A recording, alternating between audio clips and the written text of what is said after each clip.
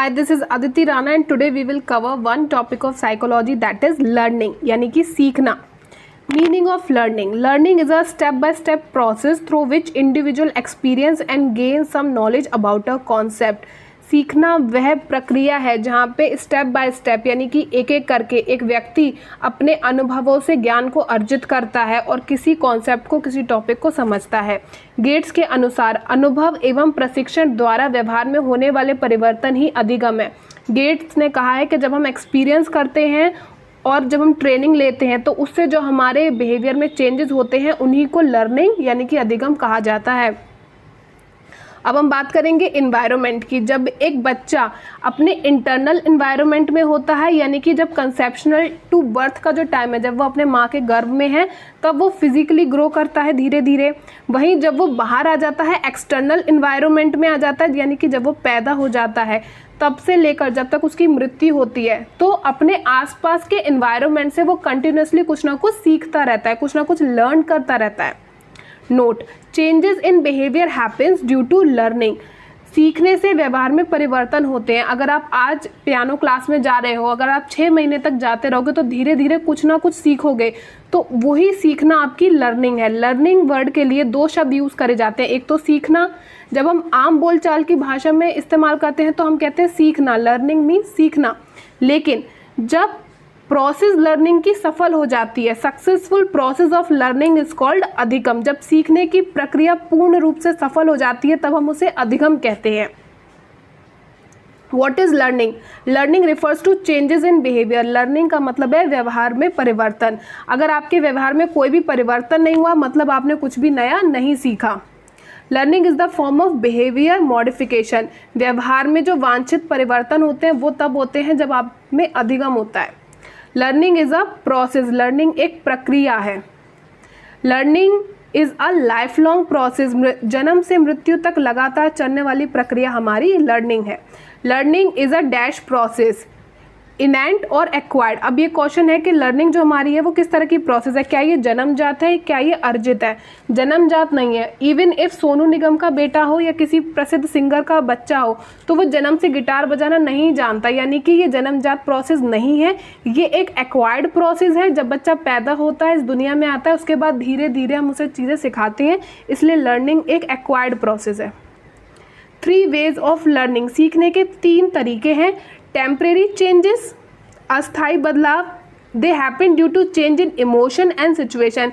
कई बार स्थिति में बदलाव के कारण या अपने भावनाओं या संवेगों में बदलाव के कारण कुछ अस्थायी बदलाव होते हैं. फॉर एग्जांपल, जब आप डर जाते हो, किसी डॉग को देख के डर जाते हो तो आप दूर भाग जाते हो. अदरवाइज आपका नेचर ऐसा नहीं है कि आप 100 मीटर भागो, पर आपने देखा एक बहुत खूंखार डॉग आपके पीछे है तो आप इस तरीके का बिहेव कर रहे हो, एक सिचुएशन में आ गए हो. इसलिए कभी कभी आपको फीवर आ जाता है, बुखार आ जाता है और उसकी वजह से आप चिड़चिड़ा बिहेव करने लगते हो, जबकि आप नॉर्मल लाइफ में बहुत ही पोलाइट इंसान हो. इसका मतलब है ये अस्थायी बदलाव हैं, थोड़े समय के लिए हैं. ये इसलिए आए हैं क्योंकि कुछ इमोशंस में चेंजेस हुए हैं, कुछ सिचुएशन ऐसी हैं कि थोड़े टाइम के लिए ये बदलाव हुए हैं. ये आपकी लर्निंग को नहीं दर्शाते हैं, ये अधिगम को नहीं दर्शाते हैं. नेक्स्ट बात करेंगे परमानेंट चेंजेस यानी कि स्थायी परिवर्तन. It happens at maturity. ये परिपक्वता आने पर होते हैं. Example, ossification of bones at adult age. जब एक आदमी वयस्क हो जाता है, जब वो एडल्सेंस में आ जाता है तो उसके शरीर में 206 हड्डियाँ बन जाती हैं, कंप्लीट हो जाती है. उसकी वजह से अब वो अच्छे से वॉक कर सकता है, स्विम कर सकता है, रैंप पे वॉक कर सकता है, बहुत सारी चीज़ें कर सकता है. परमानेंट चेंजेस हो गए हैं उसकी बॉडी में. नेक्स्ट बात करेंगे मैच्योरिटी. मैच्योरिटी एक फिजिकल कॉन्सेप्ट है, यानी कि मैच्योरिटी का मतलब है फिजिकली रूप से बढ़ना. एक बच्चा जब पैदा हुआ था तो वो इतना छोटा था, लेकिन धीरे धीरे मैच्योरिटी आई और वो बड़ा हो गया. अब वो खड़े होकर चलने लगा है, यानी कि ये क्या है, फिजिकल एक्सपेक्ट है. ये परमानेंट होते हैं नेचर में. एक बार आपकी हाइट 5 फीट 6 हो गई तो वो फॉरएवर रहेगी. अब ये नहीं है कि कुछ सालों में कम हो जाएगी, ऐसा नहीं है. ये एक लाइफ लॉन्ग प्रोसेस नहीं है. ऐसा नहीं है कि ज़िंदगी भर आप में मैच्योरिटी आती रहे, आप शारीरिक रूप से बढ़ते रहो, ऐसा नहीं होता है. एक एज के बाद आके मैच्योरिटी रुक जाती है. It is affected by diet. जब आपकी ग्रोथ हो रही होती है, आप टीनेज में होते हो या बच्चे होते हो, उस समय आप किस तरीके का खाना खाते हो, क्या खाते हो, क्या पीते हो, किस तरीके से रहते हो, ये सारी चीज़ें अफेक्ट करती हैं आपकी मैच्योरिटी को। अगर आप सही से नहीं खाओगे पियोगे तो फिर आपकी हाइट कम रह जाती है, आपका जो स्ट्रक्चर है वो प्रॉपर डेवलप नहीं हो पाता, यानी कि आपके खान पान का असर पड़ता है मैच्योरिटी पर। Maturity leads to learning. जब आपका शरीर पूरी तरीके से मैच्योर हो जाता है उसी के बाद आपकी लर्निंग संभव हो पाती है। इसे अब एक एग्जाम्पल से समझेंगे। Note, maturity occurs then learning. पहले बच्चे में परिपक्वता आती है फिर ही अधिगम संभव हो पाता है। Example, when a child is capable to control his index finger and thumb then only he can write. जब एक बच्चा पेंसिल पकड़ने के लायक हो जाता है, उसका अपनी उंगलियों पर कंट्रोल आ जाता है, तभी हम उसे लिखना सिखाते हैं। अगर एक बच्चा इसी लायक नहीं है कि अभी वो पेंसिल को पकड़ पाए तो टीचर कितनी भी कोशिश करे उसे लिखना नहीं सिखा पाएगी। JB Watson want his 6 month old child to walk, so he provided 3 months training to him. Still the child cannot walk because permanent changes occur only after maturity. JB Watson अपने 6 महीने के बेटे को चलाना चाहते थे। इसके लिए उन्होंने उसे 3 महीने तक लगातार ट्रेनिंग दी, प्रशिक्षण दिया, फिर भी वो बच्चा नहीं चला क्योंकि अभी उसकी हड्डियां इतनी मैच्योर नहीं हुई थी, इतनी परिपक्व नहीं हुई थी कि वह खड़ा होकर चल सके। तो यहाँ हमें ये पता पड़ता है कि जब मैच्योरिटी आती है उसी के बाद लर्निंग पॉसिबल होती है। तो यहाँ पे आपको डायग्राम में भी दिख रहा है कि 6 मंथ का बेबी था, उसे 3 मंथ्स रेगुलर ट्रेनिंग दी। जब वो 9 मंथ्स का हो गया तब भी वो नहीं चल पाया, क्योंकि एक तो हर बच्चे की अपनी सीखने की स्पीड अलग होती है ग्रोथ की। दूसरी बात ये थी कि अब तक उसकी बॉडी इतनी मैच्योर नहीं थी कि वो खड़ा होकर चल सके। And the third way of learning, जो कि सबसे इम्पॉर्टेंट तरीका है सीखने का, वो है डिज़ायरेबल चेंज, यानी कि वांछित परिवर्तन। They are the result of regular and repeated practice. यह मनचाहे परिवर्तन है जो बार बार अभ्यास द्वारा अर्जित किए जाते हैं। Note, change in behaviour shows learning but every type of change in behaviour is not learning. Changes that occur in our behavior due to regular and repeated practice, they are called desirable change and happens due to learning. व्यवहार में होने वाला हर परिवर्तन अधिगम नहीं होता है। व्यवहार में होने वाला वांछित परिवर्तन जो हम बार बार अभ्यास द्वारा अर्जित करते हैं उसी को अधिगम कहा जाता है। टीचिंग लर्निंग जो प्रोसेस होती है वो डिज़ायरेबल चेंज का एक हिस्सा होता है, क्योंकि हम स्कूल जाते हैं कुछ पर्टिकुलर चीज़ सीखने के लिए, कुछ वांछित व्यवहार सीखने के लिए। ऐसा नहीं है कि हम स्कूल जाएं और टीचर कुछ भी सिखा दे। Question, what type of process work is a classroom. एक क्लासरूम में किस तरीके का प्रोसेस वर्क करता है। यहाँ पे वर्क करती है हमारी टीचिंग लर्निंग प्रोसेस, जो कि हिस्सा होता है डिज़ायरेबल चेंजेस का। What should a teacher do to have desirable permanent changes in a child. एक टीचर को क्या करना चाहिए ताकि बच्चे में परमानेंट चेंज आए, डिज़ायरेबल यानी कि वांछित स्थायी परिवर्तन एक बच्चे के अंदर आए। उसके लिए टीचर को रिपीटेड प्रैक्टिस यानी बार बार अभ्यास कराना चाहिए। कैरेक्टरिस्टिक्स ऑफ लर्निंग, सीखने की विशेषता। Learning is a life long process. Learning start from birth and continue till death. सीखना एक जीवन पर्यंत चलने वाली प्रक्रिया है। जन्म से आरंभ होकर ये मृत्यु तक चलती रहती है। Learning gives experience. हम बहुत सारी चीज़ें अपने अनुभव द्वारा सीख जाते हैं। Learning happens by practice and learning is subjective.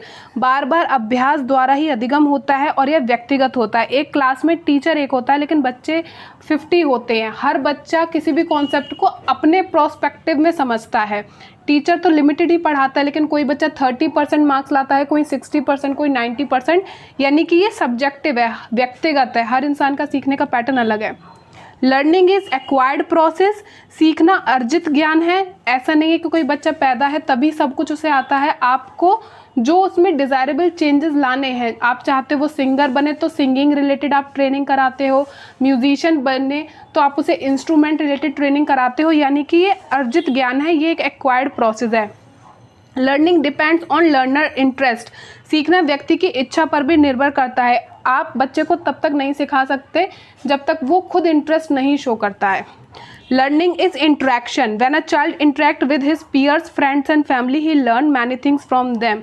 Interaction से भी हम लर्निंग सीखते हैं। जब हम अपने आसपास के लोगों से मिलते जुलते हैं, जब एक बच्चा अपने सहपाठियों से, अपने दोस्तों से, अपने परिवार के अन्य लोगों से मिलता है तो वो उनसे कुछ ना कुछ सीखता है। For example, learning from the interaction is language building.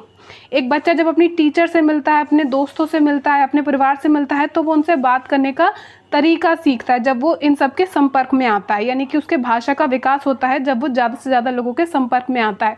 अपने दोस्तों से भी सीखता है, अपने टीचर से भी सीखता है, सबसे सीखता है। Learning involves problem solving. Learning involve problem solving skill. When a child solve a problem he learns and it develop it's problem solving skill. अधिगम के द्वारा बच्चा अपनी समस्याओं का समाधान करना स्वयं सीख जाता है। Learning is more than thinking. सीखना चिंतन से कहीं ज़्यादा है। Learning is goal oriented. कुछ भी सीखने से पहले हमें हमारा लक्ष्य पता होना चाहिए, तभी हमारी लर्निंग सफल होगी, यानी कि हमारा सीखना सफल होगा और वो अधिगम कहलाएगा। According to BF Skinner, motivation is the super highway of learning.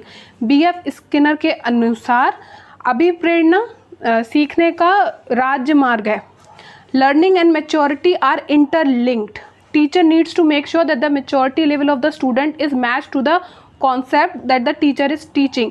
सीखना और परिपक्वता आपस में गहरा संबंध रखते हैं। जब एक अध्यापक पढ़ाए तो उसे हमेशा याद रखना चाहिए कि बच्चे की परिपक्वता का स्तर क्या है, बच्चे की मैच्योरिटी है कि वो ये कॉन्सेप्ट सीख सके या नहीं। Permanent changes that occur due to maturity affect learning. जब बच्चे में परमानेंट चेंजेस आते हैं परिपक्वता के कारण, तो वो उसकी लर्निंग पे प्रभाव डालते हैं।